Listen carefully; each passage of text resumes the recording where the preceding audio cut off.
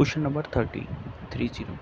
Consider the following infrastructure sectors. Okay, affordable housing, mass rapid transport, healthcare, renewable energy.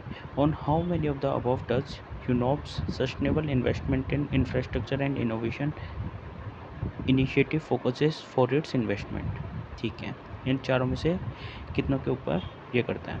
अब देखो, इसमें मैंने कभी तो ये वाली नहीं पढ़ी थी, इसके बारे में मैंने कभी नहीं पढ़ा था और शायद ही किसी ने पढ़ा होगा, किसी मैगजीन वगैरह में तो नहीं था ये।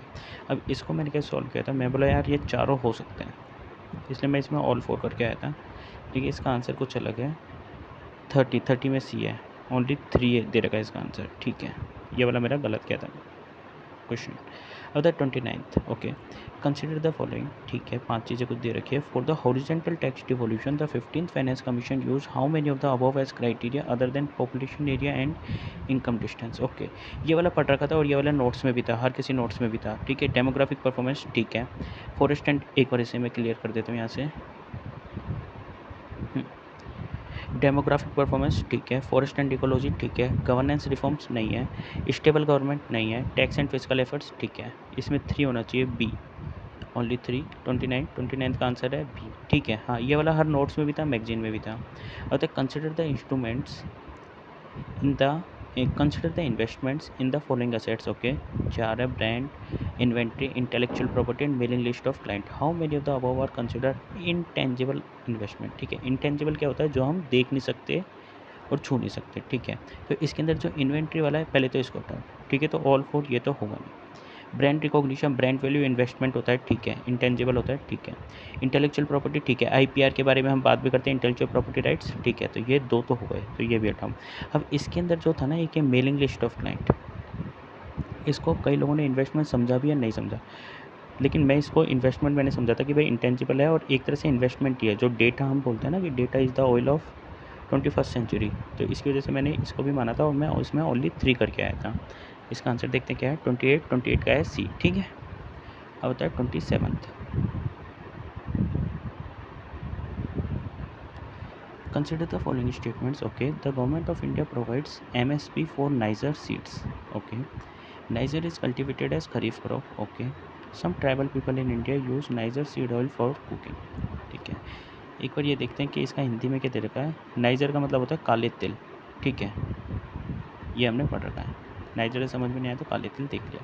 अब होता है some tribal people in India use niger. अब इन तीनों में सबसे इजी स्टेटमेंट कौन सा लग रहा है, थर्ड वाला लग रहा है ना, कि भाई कुछ ना कुछ कहीं ना कहीं तो करते होंगे ना कोई ट्राइबल पीपल तो करता होगा। ठीक है, तो नन, ये वाला ऑप्शन तो आप हटा दो। ठीक है, अब आता है we are left with niger is cultivated, या तो खरीफ क्रॉप या फिर एमएसपी। तो मुझे लगा कि यार काले तिल का एमएसपी तो शायद देते होंगे, मतलब मैं इसमें 50-50 पे था। और जो है खरीफ क्रॉप, तो या तो खरीफ में होगी या रबी में होगी, इसका मुझे नहीं पता था, इसमें मैं 50-50 पे था। तो मैं चलो यार इन दोनों में से एक सही होगा और एक गलत होगा, क्योंकि इसकी प्रोबेबिलिटी सबसे ज़्यादा होगी ना, एक एक की। दोनों सही और दोनों गलत की प्रोबेबिलिटी तो कम होगी। तो मैं इसमें करके आया था, एक तो नीचे वाला तो सही हो ही गया था अपना, और एक इसमें से हो जाएगा, तो ओनली 2। इसका आंसर क्या है, 27th का सी। ठीक है, ये वाला मेरा रॉन्ग गया था, इसमें है कि तीनों की तीनों करेक्ट है। ठीक है, अदर 26। ठीक है, इंटरेस्टिंग क्वेश्चन है वाला।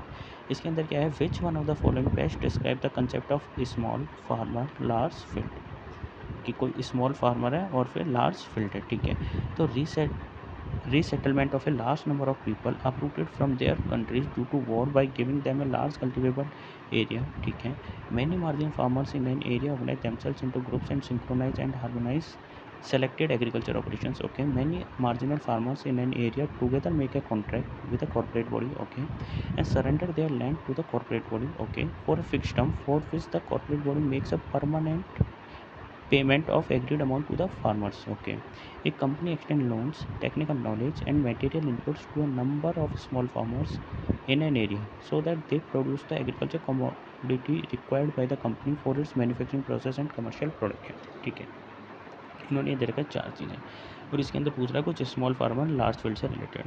पड़ा हुआ तो होता नहीं है, तो अब इसका देखते हैं कि कैसे आएगा आंसर। देखो, जो इसमें जो ए दे रखा है ना, इसके अंदर क्या लिख रखा है कि रीसेटलमेंट कर रहे हैं कोई पीपल दूसरी कंट्री से आए हुए हैं, तो भाई ये थोड़ी होगा, रिफ्यूजीज से रिलेटेड कुछ थोड़ी पूछ रहा है ये। तो मैंने ए तो सबसे पहले हटा दिया था। अब इसके अंदर है सी ओ डी। अब देखो, सी ओ डी बहुत सिमिलर है। इसके अंदर दे रखा है कि आपको किसी कॉर्पोरेट बॉडी को दे दो, या तो कॉर्पोरेट बॉडी आपको लोन दे देगी कोई, या फिर आप कॉर्पोरेट बॉडी को ही अपनी लैंड दे दो और उसके अंदर। और जो बी है ना, इसके अंदर क्या लिख रखा है, मार्जिन फार्मर्स हैं वो ऑर्गेनाइज करते हैं देमसेल्व्स इनको ग्रुप में एंड सिंक्रोनाइज करते हैं and harmonise selected agriculture operations. तो ये सुनने में कौन सा अच्छा लग रहा है, और सुनने में भी अच्छा लग रहा है और ये हो भी सकता है आंसर। तो मैं इसका बी करके आया था और शायद यही है आंसर। एक और 26 का आंसर है बी। ठीक है, चलो इस वीडियो को यहाँ पे एंड करते हैं।